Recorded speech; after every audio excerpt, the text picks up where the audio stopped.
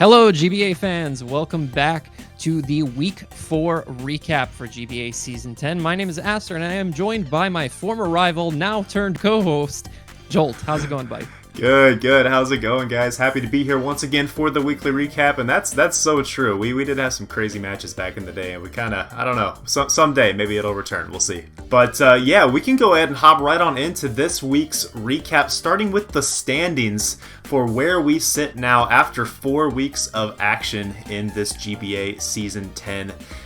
Still reigning number 1 in the league is the TheUzigunner and MattyBrollic, the coach and assistant coach of the Bullet Punch Club, with 12 points, definitely clearing some distance between themselves and the rest of the field so far this season. And following fairly closely behind, is the Atlanta Victinis, coached by JV, with 9 points, and then the Wolverhampton Weaviles in third place with 8 points. Both the Atlanta Victinis and the Wolverhampton Weaviles with 3-1 records. But joining them with a 3-1 record is Playmore Esports in the 4th position, also with 8 points, so I guess tied for 3rd place with Wolverhampton at the moment. And in 5th place, the Chicago Dragapults, coached by QtheCostaRican. And in 6th place, we have the New York Empoleon, coached by GoldoaDragon, with 6 points. In 7th, we do have George, the San Francisco Arcaniners, assistant coach Haydunn. Then we have Adele and Owen showing up in 8th with 5 points. The Edmonton Coilers sit in the 8th position.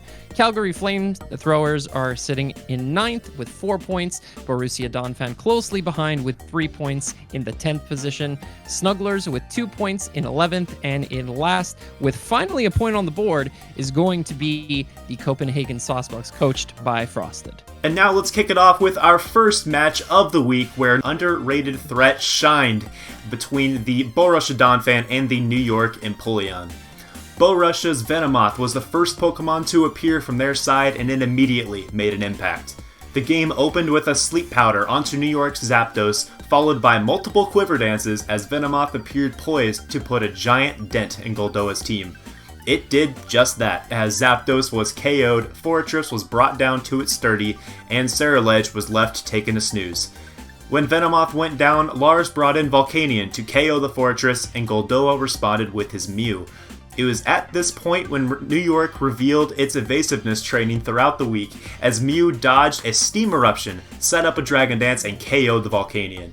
Borussia's Iron Tread sacrificed itself to bring down the Mew, and just like that, New York was back in the game. Overquill managed to KO Cresselia with a +2 crunch, and Scarfed Greninja sealed the deal as the New York Empoleon picked up their second victory on the road by a score of 1-0. Our next match features Uzi and his Bullet Punch Club against D.Rey and the San Diego Snugglers. This match was heavily decided by 2 Mons on each side, including both teams' Terra captains, Dragonite and Annihilate. An early KO on Uzi's Belly Drum Azumarill made it seem like D.Rey was in control of the game from the get-go.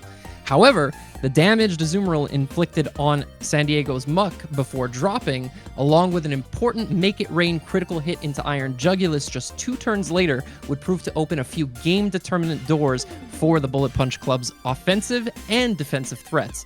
Uzi made it all too clear that Dragonite was a very big problem for D.Rey this match, as he encored Terra Ghost Annihilate into Rage Fist, and then terastallized into a normal type himself so as to get a completely free Dragon Dance boost activated.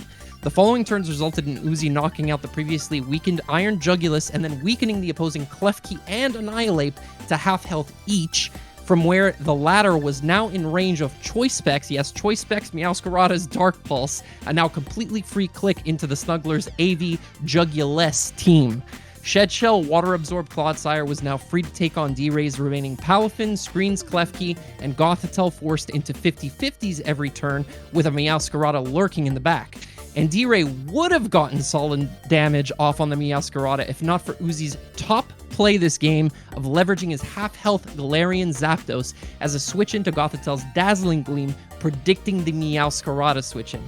Clodsire was able to clean up from there, and overall another solid victory for the Bullet Punch Club, strengthening their top spot in the GBA this season.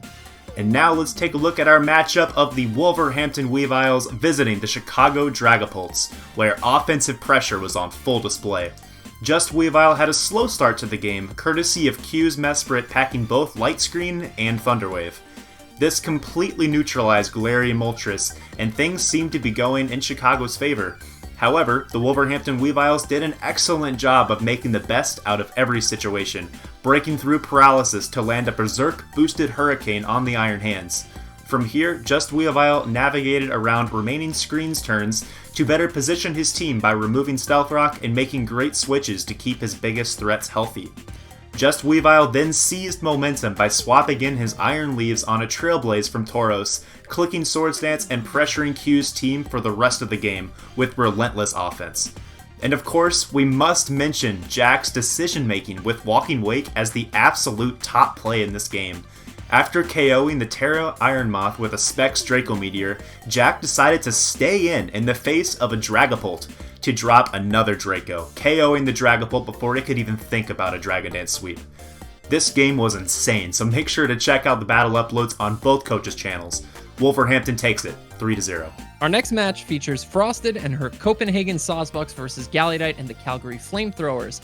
I'm going to give the first 4-turn sequence of this game the top play nomination, as Frosted was able to land a pretty significant amount of damage, as well as a poison on Galleytite's Grimmsnarl using Zoroark disguised as Lilligant, both from the Hisui region, by the way. Followed by a Brick Break on the incoming Ursaluna to shatter the Reflect that the Grimmsnarl had attempted to leave up on its way out from a parting shot, and then firing off a Grass Knot on Ursaluna to weaken it. And on top of it all, Frosted Zoroark proceeds to live an Earthquake from the Ursaluna with 2 hit points remaining, despite being focus sashed, meaning that Frosted nabbed her first point of the season in that play. Unfortunately, that would be the only point she received this game, as the Flamethrowers were able to barely avoid Baxcalibur being KO'd by an Iron Bundle Ice Beam, knocking out Bundle and severely weakening Hydreigon, into later dodging not 1, but 2 close combats from the Hustle Lilligant. By that point, the Sawsbucks had lost too many pieces, and Galleytite's Cyclizar proved to be a little too fast and well-equipped with coverage in Overheat for Frosted's now Lone Screens Magnezone to handle. A great start to the game for Frosted, and a point on the board, and inching ever closer to that first win this season. Despite that, Flamethrowers take the win this week. Our next matchup of the week was the Edmonton Coilers, led by assistant coach OGalbina, against Playmore Esports.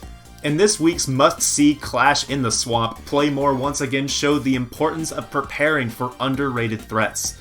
This time it wasn't Bubby, but instead it was Sandaconda, who put Edmonton on the back foot early with an Earthquake, Glare, Rest, Shedskin set, picking up 3 big KOs against Edmonton's team.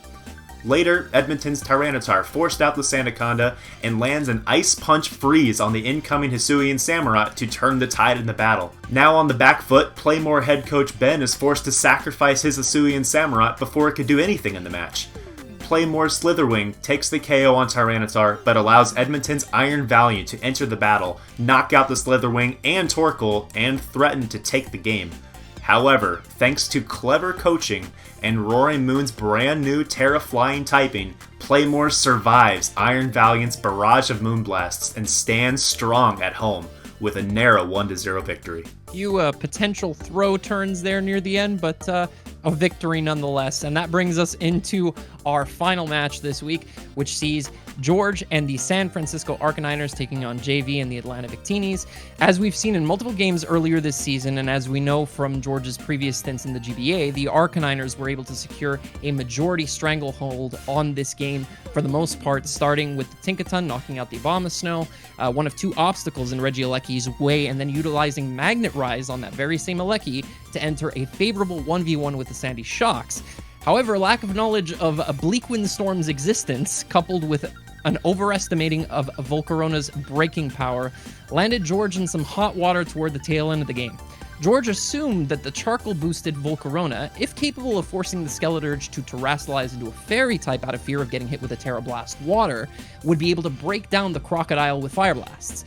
This was not the case, as Leftovers and mostly specially invested Skeleturge was able to eat blast after blast while slacking off the damage. The exchanges came to a head as George switched out his Volcarona, assuming that Jay needed to slack off, but Jay had calculated damage from Fire Blast and came to the conclusion that he could eat 2, as George attempted to switch into his Rillaboom to get either drum beating damage or to remove Jay's Leftovers with Knockoff, which would allow him to increase his Fire Blast 2-hit KO chance. Jay clicked torch song, netting him the top play in this match as the Skeledirge proceeded to snowball boosts and win the game on its own.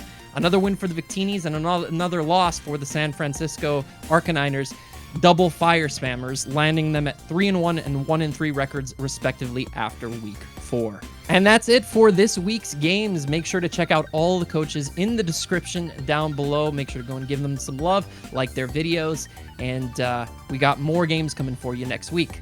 Absolutely, yeah. So many crazy games this week and so many more to come as the season moves forward. We are 1 week away from the midpoint of the season already, which is crazy to think about. Just feels like we started this season not too long ago, maybe like, I don't know, 4 weeks ago or something like that. It's pretty crazy. Yeah, something like that, yeah. But hey, thanks so much for watching, guys. Stay tuned for more updates on this channel as the season progresses. We will have a special video coming for you all next week, so you can be on the lookout for that early on in the week. But until next time, just be on the lookout for all of our coaches' uploads this weekend. And we should mention we are moving to an all-Sunday upload schedule here for the rest of the season. So keep an eye out in your subscriber inboxes for Sunday.